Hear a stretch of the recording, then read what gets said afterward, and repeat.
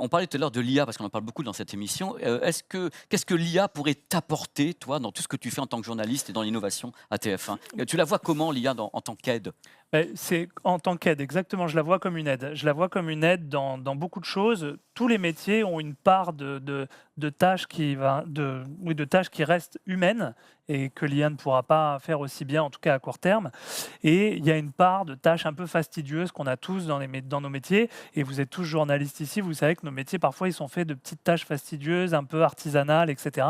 Donc, plus l'IA pourra prendre en charge des choses redondantes, fastidieuses, à faible valeur ajoutée, et plus les journalistes ils auront le temps de faire de l'humain, c'est-à-dire d'aller sur le terrain, de passer du temps avec des sources, de creuser des sujets, de bien les comprendre, de bien les expliquer.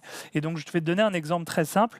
En 2020, on a été la première rédaction en France qui a utilisé l'intelligence artificielle pour dérocher les interviews. On a utilisé Mmh. un logiciel qu'on utilise toujours, et en fait, quand nos reporters rentrent d'interview, ils ont parfois 3 heures d'interview à dérocher. Avant, c'était papier, stylo, le monteur, allez vas-y, appuie sur play, je note les timecodes et je passe du temps. Et en 2020, on a implémenté un outil qui s'appelle Trint, qui a été fait par un ancien journaliste pour les journalistes. Et depuis, on prend le fichier, on le met dedans, ça mouline Il est quelques mouliné? minutes, Oh là là et là on là. a le texte qui match avec la vidéo.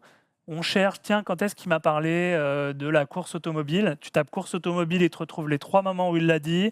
Tu cliques, tu arrives dans la vidéo, tu peux avoir le timecode pour couper ton extrait. Ça a tout de suite fait gagner du temps aux journalistes. Et tu sais quoi, moi, ce que j'aime bien, c'est que ce qu'ils me disent, c'est qu'en interview, maintenant, ils ont moins peur de faire des interviews longues. Parce qu'ils Mmh. savent qu'à Mmh. dérocher, ça va être simple. Et ça veut dire que plus ils font des interviews longues, plus ils peuvent obtenir d'informations, de contenu, de choses, peut-être qu'ils n'auraient pas eu avant de peur de dérocher. Ça, c'est un formidable exemple de l'IA qui est au service du journaliste